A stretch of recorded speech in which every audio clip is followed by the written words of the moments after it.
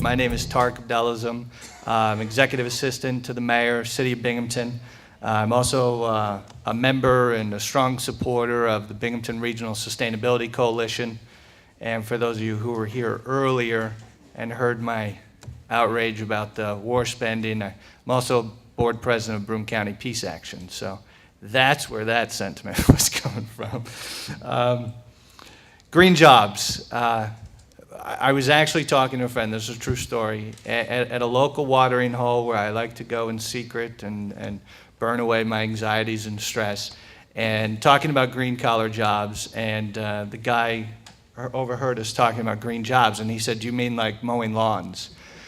And so we've obviously been successful in pulling sustainability into our public discourse, but it looks like we still have some ways to go before we talk about green jobs with an understanding of what that means in the mainstream. And I know some of our panelists will probably talk about it's still a phrase in dispute. There are a lot of different definitions out there. There are those that basically, as long as they're doing work in any of the emerging clean and green industries, for instance, like working on wind turbines, then that's a green job. And to the majority of people, absolutely, that is. There are many others in which, if you were here last night listening to Gay Nicholson, this kind of discussion, continuing discussion with social justice advocates and sustainability advocates, where green jobs must imply that it's also good jobs, that it's a pathway out of poverty, it's a career pathway toward prosperity, and that we're very conscious about including equity and justice principles into the green jobs, that there has been booms of economic booms in our nation, and that there have been many people that were not part of that rise, and so we want to make a conscious effort this time that when we're building our green economy, that we're also trying to find as many opportunities that we can bring in those who have traditionally been left out of our national prosperity. So very quickly, just a few green collar jobs. We're talking about this morning, weatherization, any energy retrofits, green building, recycling, green waste composting, hazardous materials cleanup, brownfield remediation, solar, wind, and geothermal, so renewable energies, but also urban forestry management, those who are working on public transit. So the other corollary to this is the job has to, in some way, have kind of a restorative effect on our environment. Whereas you can have a manufacturing job that is actually part of the brown polluting economy, you could also have a manufacturing job that is part of a green economy, and it's restoring our environment. So I'll kind of leave it like that and allow our two panelists to talk about what's being done at the state level and what's being done at the county level. I may come back up and offer some brief comments about what we're doing at the local level in the city of Binghamton. I'm going to introduce the panelists one at a time. So first I'd like to introduce Frank Surdey. Frank Surdey serves as the managing labor economist for the New York State Department of Labor, the Division of Research and Statistics. The research division is recognized as the primary source of labor market information in the state. So Frank currently has statewide responsibility for economic development issues and projects, and he is the division's lead on the clean and green technology research. So we do have the state's experts, so to speak, on this emerging industry, and these emerging industries. Frank previously served from 2002 to 2007 as the regional administrator for the Division of Employment Services in the Hudson Valley region, and they had responsibilities for 7 local workforce areas. I've been fortunate enough to have worked with Frank more recently on some collaborations, and I look forward to many years down the road.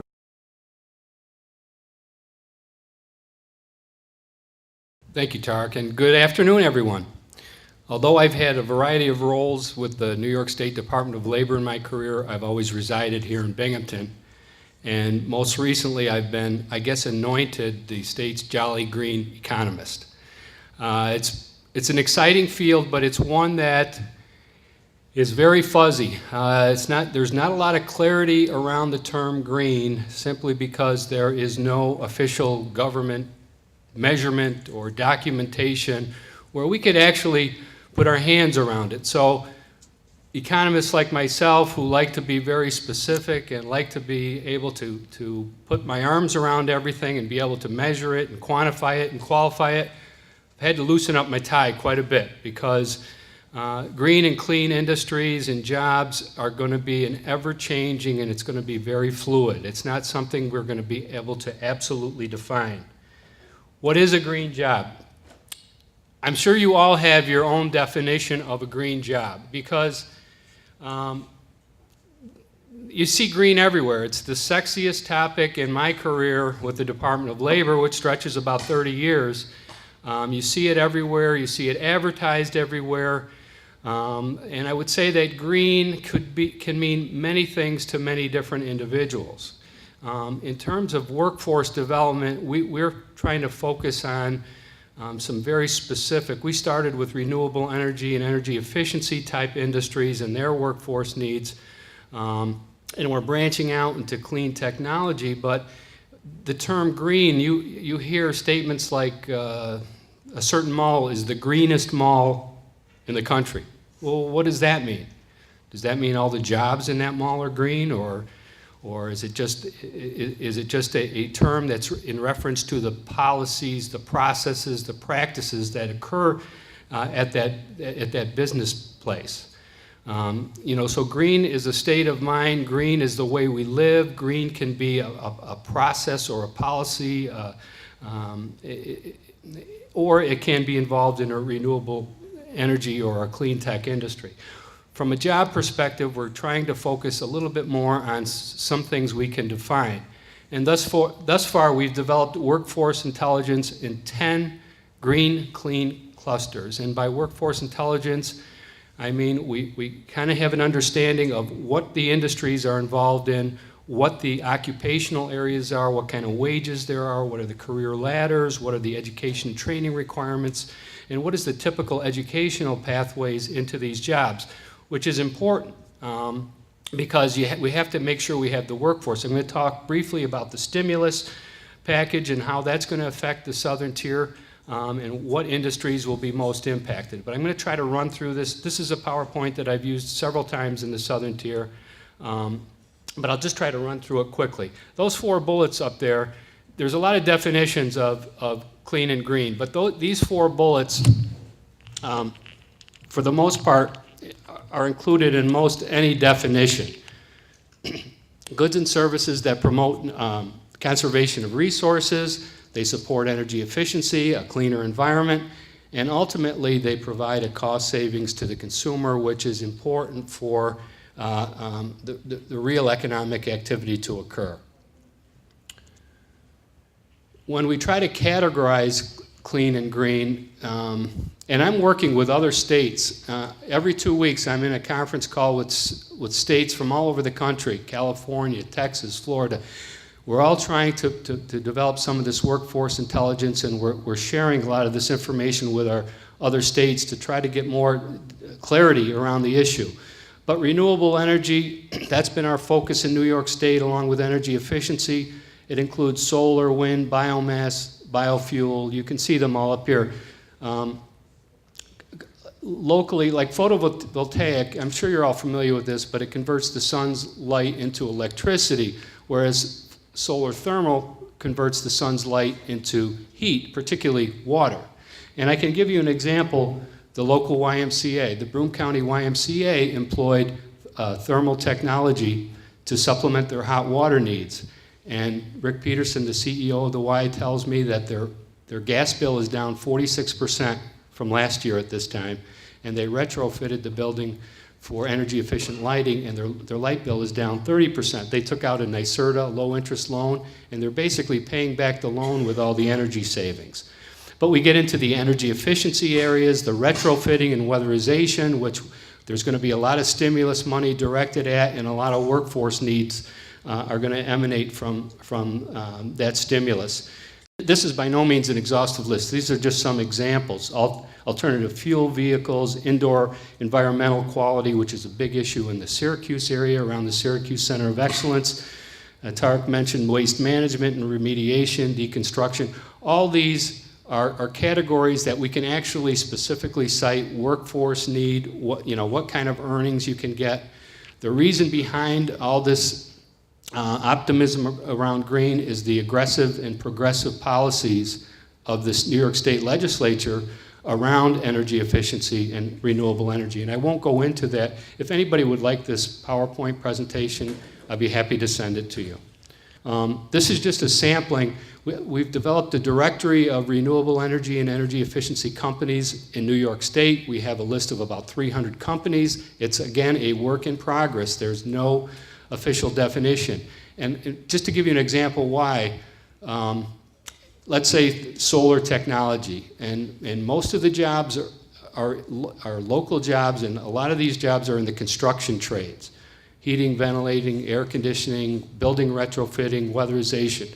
Well, some HVAC companies do solar installation, and some do not. But they're both technically classified in the same industry. That's what gives us the trouble really defining how many jobs there are. But this is an example of some of the companies here. Most of them are in the installation business, which means the construction trades. These are some of the training programs that are available in the southern tier around renewable energy and weatherization. And certainly Broome Community College, which offers BPI training, which is a certification training for weatherization, and they're also part of what we call a CEEB, a Center for Energy and Energy Efficiency, where they do, I believe they offer NABCEP certifications and accreditation, which is important for solar installation. What the message here is, the jobs, I think, are very common jobs. There's not a lot of new jobs being created around green. I don't mean new jobs, new job titles. They're very similar to the jobs we all do every day, but some of the jobs require some advanced training and advanced certification, whether you be a mechanic, an electrician, a plumber. There is some advanced training that is required, not a new job. This just gives you an idea of some of the industries where we've gathered some workforce intelligence to determine if all plumbing, heating, and air conditioning contractors installed solar, that's how many jobs there would be, but nearly 60,000 jobs. But that isn't true. It's only a category of that. But this just gives you an idea of where we focused. We got into solar wind installation isn't big around here. Up in the North Country in Lewis County, there's a wind farm of 200 windmills. I don't know if anybody's ever seen it. It's very impressive. Weatherization is certainly local, and we have energy service companies, which are high-end consulting companies that will retrofit buildings. This is, and I won't spend much time on this, but for each of the 10 clusters that we've developed information for, we have information that tells you the kinds of jobs that are common to those industries, what the earnings are, what the typical training requirement is, and then what the educational pathways are. And educational pathways are quite interesting because, I don't know, if you look at the very bottom occupation here, I don't know if you can see it, it says general managers and operations managers. And the typical training requirement says bachelor's degree or higher. But when the Census Bureau actually surveyed folks and asked them, what is your highest degree of educational attainment? Over in the bottom corner here, you see HS, SC, and C. HS means high school diploma was the highest level. SC means some college, which includes an associate degree, and college means at least a 4-year bachelor's degree. So what that is saying is that at least 20% of the general managers only had a high school diploma, which is it's kind of interesting to me because it means career pathways, your knowledge and your skills are and your experience are sometimes more important than your official paper. your associate degree or your master's degree. And we find that common in a lot of occupations. I won't go into this. Solar manufacturing, we don't have a lot of activity around here. There is a lot in the Hudson Valley region, and there's a solar energy consortium that is developing these jobs. I think the southern tier has a lot of potential in this area simply because the workforce needs and the raw materials are very similar to the semiconductor industry and electronics, and certainly that we have a strong base for that here. And with the research capacity at Binghamton University, at Cornell University, I think we're well suited for this kind of economic development, which we're very, very hopeful for. Weatherization. New York State has the largest weatherization program, weatherization assistance program in the country. I'll talk about that a little bit in the stimulus. Weatherization normally work in crews, but this tells you that you can start as a carpenter helper or an electrician helper or a laborer. As you move up to the middle skill, by entry level, I mean it takes less than 30 days to learn the job. Middle skill means 30 days to a year, and upper high skill means over a year of experience to learn the job. But if you had the ability to really take a look at these, you can see the career ladder opportunity that presents itself. The average wage in the southern tier, I think, is about in the mid $30,000 per year range for a worker. What we found in our analysis is some of these renewable energy and energy efficiency industries pay well above the average. We did an assessment, and I think it was about 30% higher in New York State. I won't get into federal stimulus too much. I mean, that $787 billion stimulus, we hear about that almost every day. What is the impact in New York State? Well, we mentioned weatherization. And the New York State has the largest weatherization assistance program.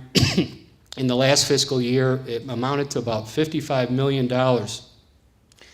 The stimulus plan is going to give us $404 million for weatherization, which is about 7.5 times the size of the weatherization program now. That's going to create a tremendous demand for related workers. And there's activity in place to locate and train the workers because there's a large anticipated need here. The Energy Efficiency and Conservation Block Grant, $31 million coming to the state. I think, Tarik, I don't know if you mentioned that. You have? Okay. Binghamton has gotten a chunk of that through a formula. And then the state energy program, there's another $126 million that is coming through NYSERDA. And I don't know if any of you have really looked into the stimulus incentives, but there's a lot of incentives for the consumer and for business added on to what was already in place here. There's a lot of job training money that's coming down. Terry's going to talk about some of the money locally and what the impact of that money will be. But there's going to be a lot of competitive bidding for training monies around renewable energy and green jobs, similar to the wired.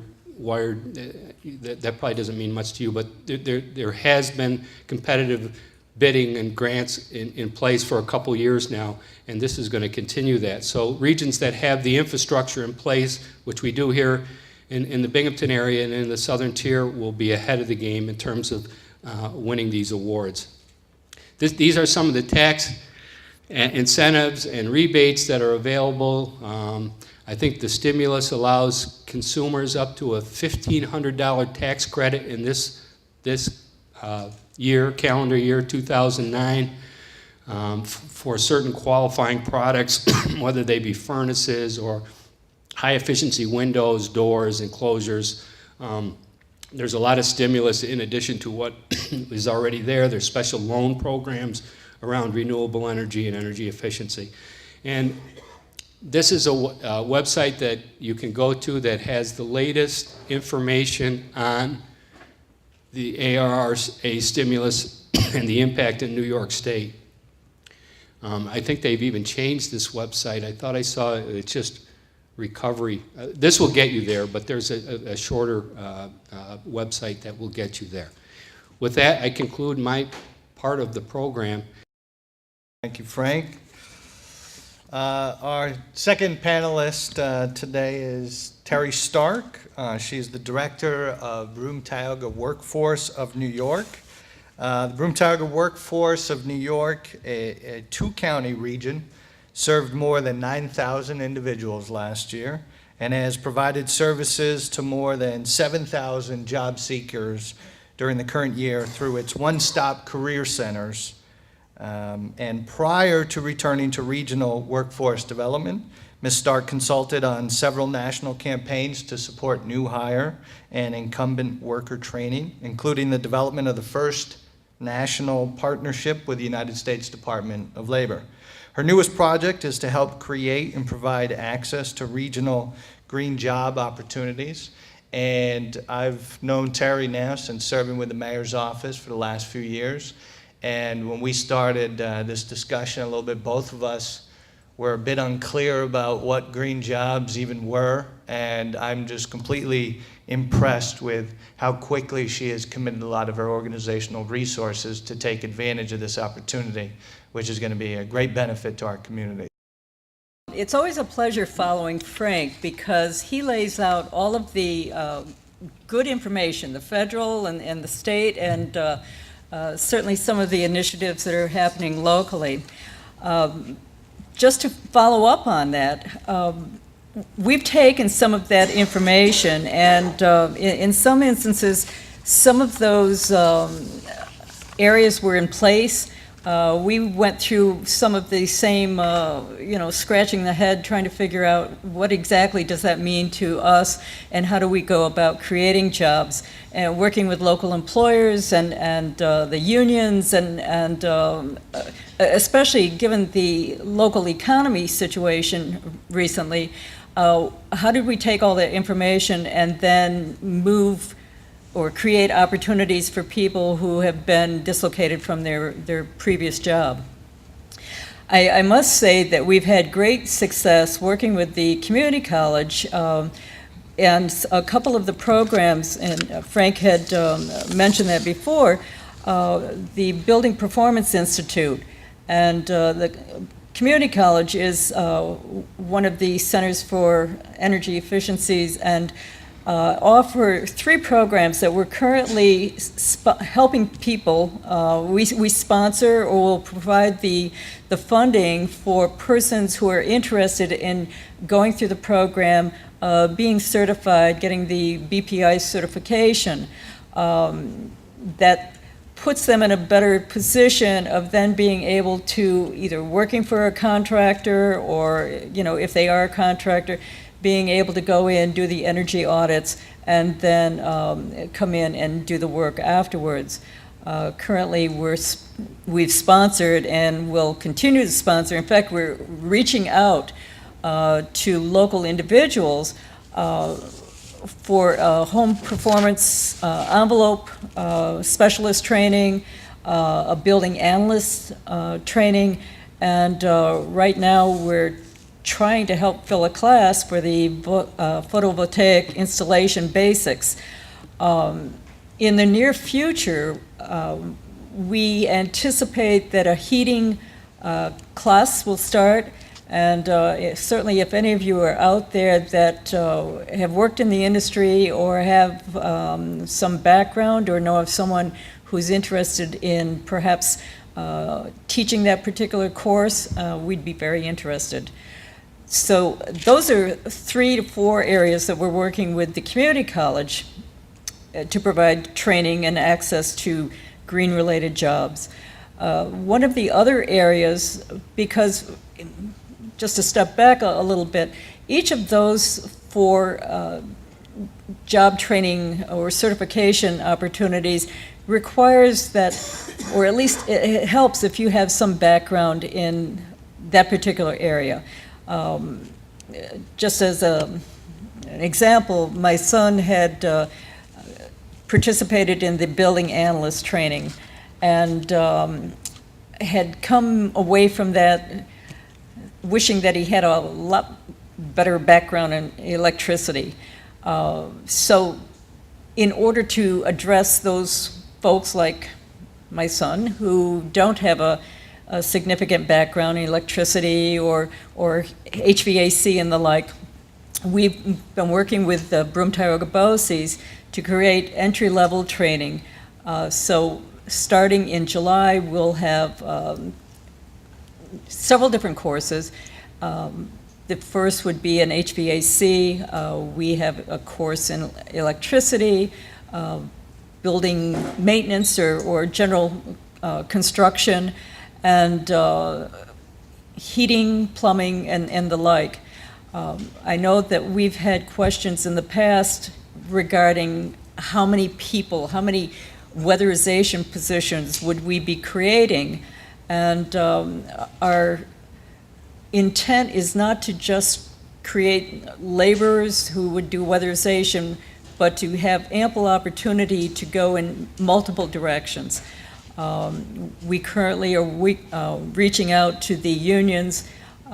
We've noticed over the past year or two that we hadn't had a lot of response from the unions in regard to moving towards getting the BPI certification. And I think perhaps it was a little bit of a wait and see. You know, if customers want energy efficiencies in their homes or want to address, you know, tightening up their homes or whatever, then they would let everyone know.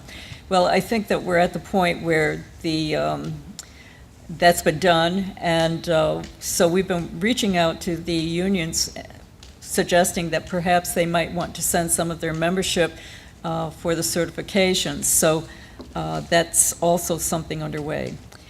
We also are very much open with working with local contractors and businesses who perform weatherization services. We conduct a program that we call on-the-job training, and so through that particular program, we reimburse 50% of the wages of that trainee, the new employee, for a given training period. And that enables someone who's been laid off to learn a new skill, enter a new area of employment, and the employer gets half of the wages for a certain period of time. So it really is a win-win for everyone. We've also worked in encouraging and particularly through some of our programs, in fact, we've been working with the city and been trying to create a youth build program for the last couple of years, and have applied for funding, and this would enable young people who may have dropped out of school to learn construction-related skills while they were getting their high school diploma or GED.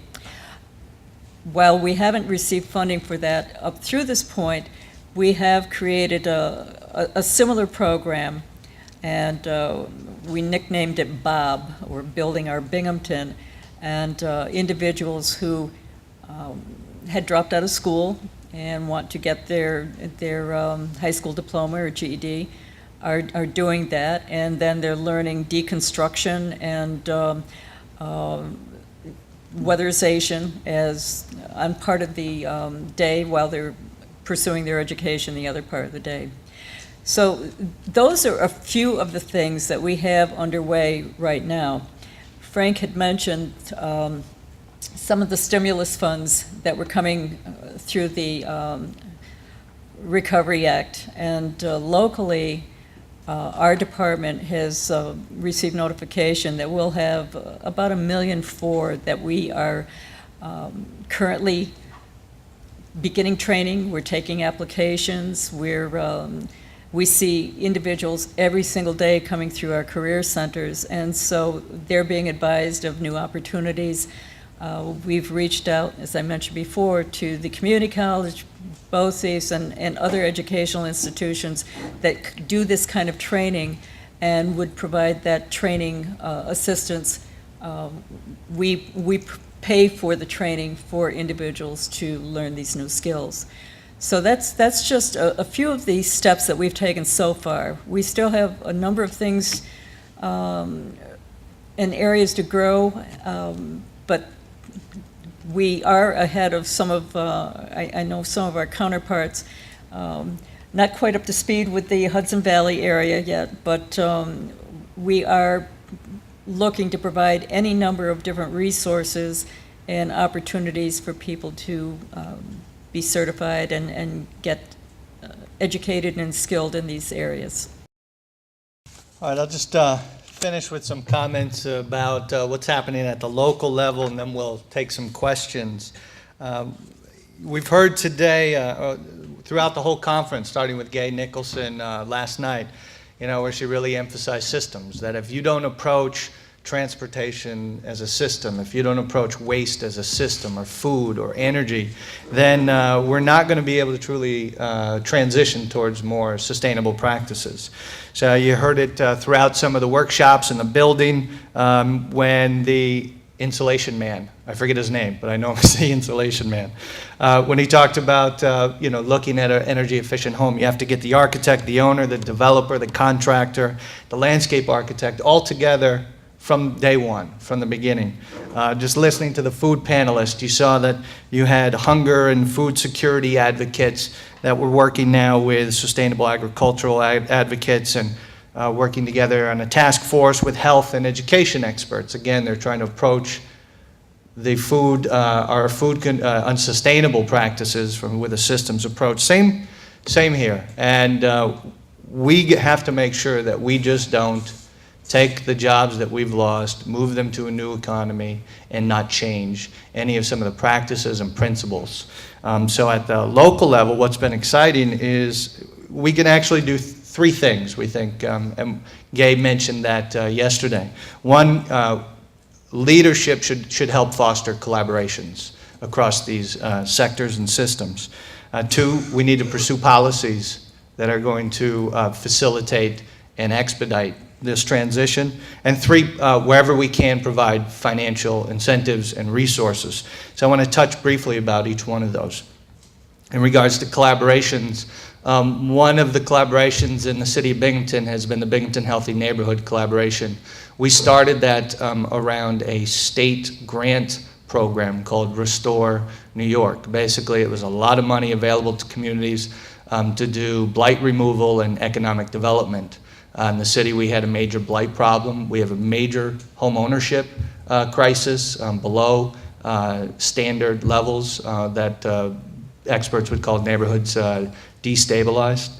And so we saw this as an awesome opportunity. Over 3 years, it was going to be funded for 3 years to not just demolish buildings, but how do we bring everyone in the housing sector that we could start to look at tying in youth development, workforce training, where might we be able to donate some of these vacant lots to community garden groups to really try to build and improve the safety of our neighborhoods?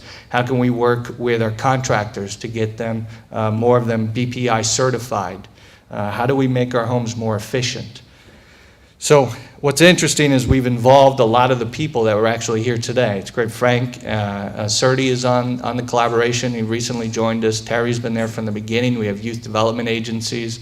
Laura, who spoke in the Green Building panel, has been a part of that collaboration, as well as Denny. Make sure you invite to your collaborations the person with all the money. That is key. And Denny Mastro is a NYSERDA rep. And they are basically the agency, for better or worse, because a lot of people, and they know it, have commented that the funding streams in NYSERDA are put in silos. They're extremely difficult to access, and they're receiving a lot of outrage from folks to use this as an opportunity to rethink your funding streams to become more user-friendly. So he's at the table. So we've been trying to interconnect all of these opportunities. We've been trying to pull youth build activities. We're going to have some green homes built in the city this summer. We're really excited about that collaboration. Second collaboration would be the mayor, through the Partnership for Change, appointed 4 commissions, and these were to deal with major issues to help resolve some of our recurring and serious financial challenges in the city that have only been exacerbated by the recent economic collapse. And one of them is the Commission on Sustainable Development and Smart Growth.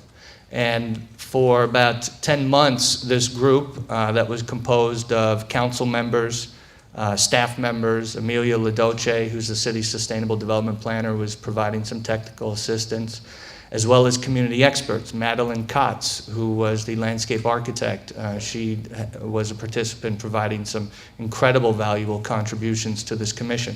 So after 10 months, they basically submitted a 75-page report that is almost a community blueprint for how you start to move towards a sustainable community. What policies do you need to put in place to help towards this transition? So that's going to basically provide a framework for legislative policies that we'll be discussing probably for the next couple years, but certainly starting in the next couple weeks when we'll be announcing just implementing one of the recommendations.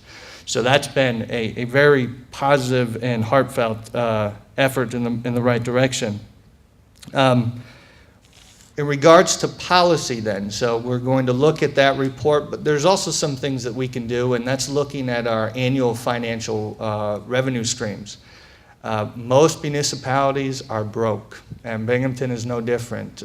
Basically, in order to move towards a more sustainable community, we are going to need a lot of help from federal and state. And the stimulus fund should be seen as just the first step in a major reprioritization of our investment strategies. And I'll touch on a couple things that we do have access to financial streams where we can help. One is the Community Development Block Grant. This was created in 1973. It's been one of the most successful federal-local partnerships in that time period. City of Binghamton annually receives $2.4 million currently, and this goes towards home ownership, demolition, blight removal, small business development, infrastructure repairs. It's the most important revenue stream that we have to also look towards what are some very progressive policies that we can push. How can we support youth development? How can we support urban gardening? How can we support job development or workforce training? The problem is that if you look at it, in the last 5 years, the Community Development Block Grant has been cut by 25%. Again, this is the most flexible revenue stream for local municipalities to address their needs, and this has been cut by 25%. It's outrageous, and again, the stimulus fund needs to be seen as the first step towards rebuilding that partnership between the federal and the local levels. So we can use the Community Development Block Grant. There are about a few $100,000 every year that goes towards housing projects, and those are housing rehabilitation work. What we could say is, you know what, in 2 or 3 years, no contractor will receive this work unless they're BPI certified. That's something we can do that's fair. It gives the contractors a time period where they can go and get the certification. It's something that, working with our partner at Workforce Development, they can help the contractor, maybe even provide some upfront payments, which is something that they've said repeatedly is one of the main detriments to them going to these classes, with 75% of it reimbursed through NYSERDA. So that's something we can do. The second revenue stream, which Frank touched on, is the Energy Efficiency Conservation Block Grant. This is a new program that was included in the stimulus package. It's something that the U.S. Conference of Mayors has been advocating for the last couple years. Basically, this came from local leaders saying that this is the most effective way. Don't do grant programs. It's too crazy. It's too cumbersome. Establish a new block grant where you can pass down to municipalities based on population, whatever, and provide them an annual revenue stream where they can start at the local level improving energy efficiency and conservation. So the award to Binghamton was much smaller than we had hoped. It was only $200,000. There's $3.2 billion allocated nationwide, and we've been pressing our federal officials, just check the formula, make sure they got it right. But hopefully we can use that to leverage additional resources. Again, we've been talking with NYSERDA as their way that we can complement some of our funds that we do at the local, with the EECBG, with NYSERDA funds. That's in discussion. Now there are all these things coming out through the stimulus that we didn't hear of initially. Just, you know, it seems like it keeps changing, it's dynamic, there are new programs. Through one of the allocations, I don't even know if it was transportation, infrastructure, they required a certain percentage be committed to green infrastructure. So the state just announced their RFP, about $30 million is available for green infrastructure, including stormwater management, to green roof constructions. So these are things we're going to look at. Also new bonding mechanisms for municipalities. This is something that there hasn't been much change in bonding laws for about 20 years, and what they've changed is pretty dramatic, and I don't think that all municipal officials yet understand the ramifications, but some of the things that Amaya Goldman talked about this morning with the energy efficiency and retrofitting program, that the changes to the bonding laws may allow municipalities to pursue some of these efforts individually. And that's one, I'll leave it here, one final project that we're looking at through that collaboration, Binghamton Healthy Neighborhood Collaboration. I have the copy of the Green Jobs New York, Green Jobs Green Home, which Amaya talked about this morning. And it says, the Green Jobs Green Homes New York campaign is a partnership between leading environmental, labor, workforce development, affordable housing, and community development stakeholders to support the creation of this 1 million retrofits. Those are all the people we have at the Healthy Neighborhood Collaboration table. And we were excited that when we continued our work around the Restore New York, we said, we got everyone here. We should start looking at a green jobs program. And so we pulled in members from the County Energy Advisory Board, that's when Frank came, and we're looking at a program in Babylon, New York, Long Island Green Homes, where they do basically what Amaya was talking about. It's about 7 months old now, and they basically classified CO2 as a waste, so they could take $2 million from their waste fund and they could put it into a revolving loan fund, and now they're using that to fund retrofits with residential properties. And they've, I think, completed about 57 of them. They appear on basically as a benefit assessment, so it's like a second tax lien, and so someone pays back an amount that's a little less than what they saved through their utility bills over 7-8 years. So they solve the same problem. If someone leaves, you know, then fine, the benefit assessment is still on the home. So someone doesn't, I don't want to put the investment in because I'm going to leave. It's a very clever and simple financial mechanism, and that's something that we're looking at the city, again, because our allocation was only $200,000, which we thought it would be a bit more. We're now slowly moving into that process, but we're working with our federally designated agency that does the weatherization, Tioga opportunities, and to see maybe what we need to do is to build one central, one-stop shop for weatherization, because we don't want to create the same problem that NYSERDA has done at the state, whereas if you're owner of a multifamily unit, you had to go here, sorry, go over there. If you're a commercial property owner, sorry, we can't serve you, you have to go over there. Oh, your income eligibility is too high, sorry, you have to go over there.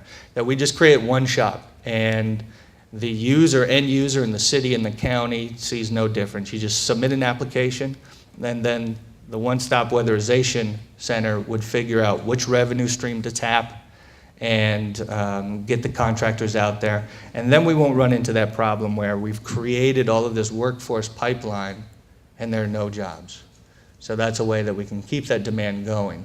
I guess finally, just to say that in talking more about what we want to have happen with our systems and with our jobs, you know, there's a lot of outrage about the spending that congressmen officials mentioned this morning, the Tea Parties. They're calling this a redistribution of wealth. I think what we need in this nation is redistribution of power, because that's basically who's defining our policies. It's big oil, it's big agribusiness, it's automotive industries, and they have been able to basically co-opt Washington to determine exactly where our investments are being made.